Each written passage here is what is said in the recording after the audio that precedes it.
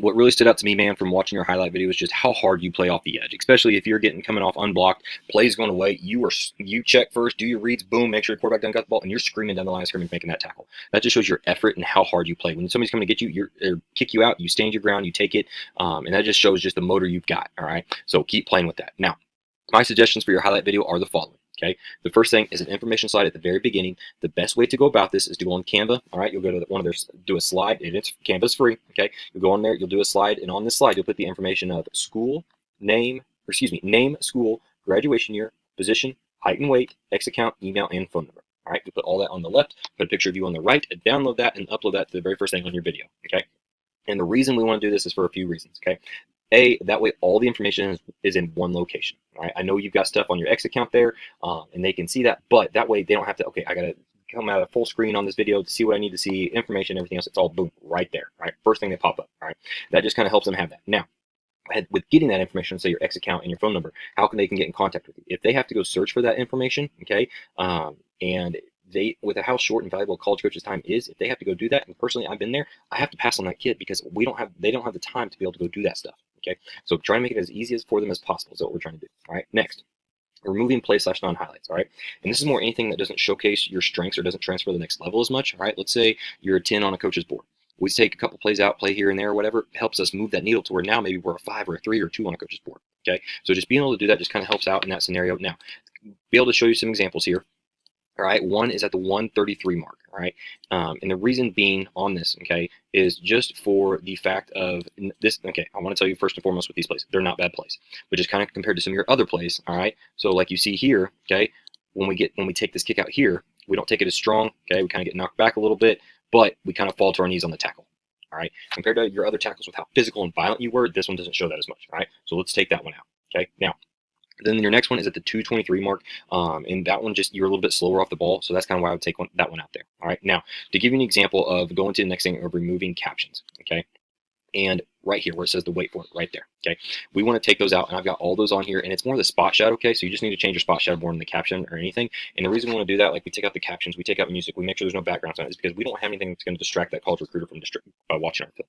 They're sitting in a room, watching 60 to 100 kids in a day, dark room, lamps on, music's going, and sometimes when stuff like that pops up, like when you say wait for it, boom, this better be the biggest play they've ever seen, okay, or a caption of, oh, somebody, like say running back, they say TD, they're expecting an 80-yard touchdown, all right, just one of the biggest plays. So sometimes we just don't want to take that expectation and them kind of knowing what's happening, because sometimes they like to just watch, they don't want to know what's going to happen. Okay, so when we say wait for it on these captions, just take those out. That way just change up that spot shadow is going to be the biggest thing. All right, the other thing I'd say, start your clips of when you do your spot shadows sooner. Okay, because sometimes there's maybe you're not the fastest off the ball, or you're close to being offsides or something like that, so do it before the ball is snapped. Okay, don't, that way they can see you coming out of your stance, exploding, what your pad level's like. That's the stuff they want to see. Okay, now go into your sequence of plays, all right, of how we're going to have this film flow. All right, we want to start with turnovers. That's your forced fumbles, fumble recoveries. Then go to your sacks, your TFLs. This is anything basically like, tackle for loss or anything disruptive at the line of scrimmage. And then also your remaining defensive highlights. All right.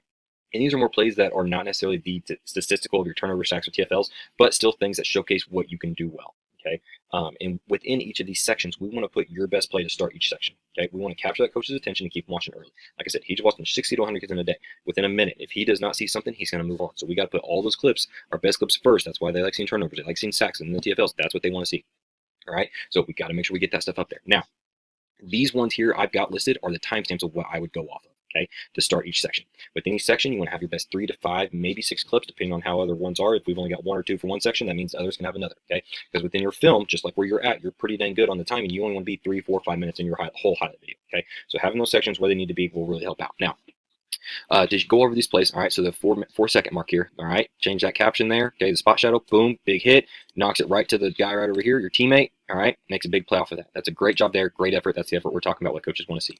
Okay, next, going to the 48-second mark here, okay, again, take that caption or that spot shadow out, all right, boom, great job, get inside, good job on the sack. Okay, showing the explosiveness, showing being able to take that guy. He's trying to basically hold you and put you in an arm lock, all right, but you're getting past it. It's a great job there. Okay, then backing up a little bit, going to the 20-second mark here.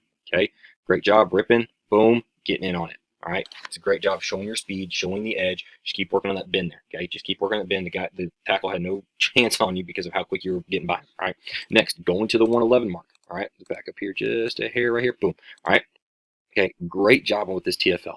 Okay, boom, the physicality. That's why I put this one first. Okay, firing off the ball. So if you can start this one a little bit quicker, 1 or 2 seconds, then spot shadow before you fire off. Okay, boom, show them physicality, and then boom, putting the guy in the dirt. That's what they want to see from the defensive line. They want to see the nastiness. They want to see the physicality. All right, then finishing it off with really your last clip here, the 255 mark. Okay, it's a great job here. And the reason being, like I said, we're kind of showcasing what you do. Not necessarily statistical, okay, but things that you can do well. All right, you're getting red. All right, it's power read basically. Okay, all right. You squeeze, you stay. Quarterback, I'm a former quarterback. He stays. When in doubt, give the football. Okay, you got the speed and wherewithal enough to come out here and make this play 3 yards down the line of scrimmage. Okay, that is a great job showing your effort, showing your speed of what you can do. All right, so change those things. Add the information slide. Remove that stuff we talked about with the plays and the captions. Okay, just basically change that spot shadow. Start your plays a little bit earlier with your spot shadows. Okay, and then change the sequence of plays. Overall, this will provide a more dynamic highlight video for college coaches. All right.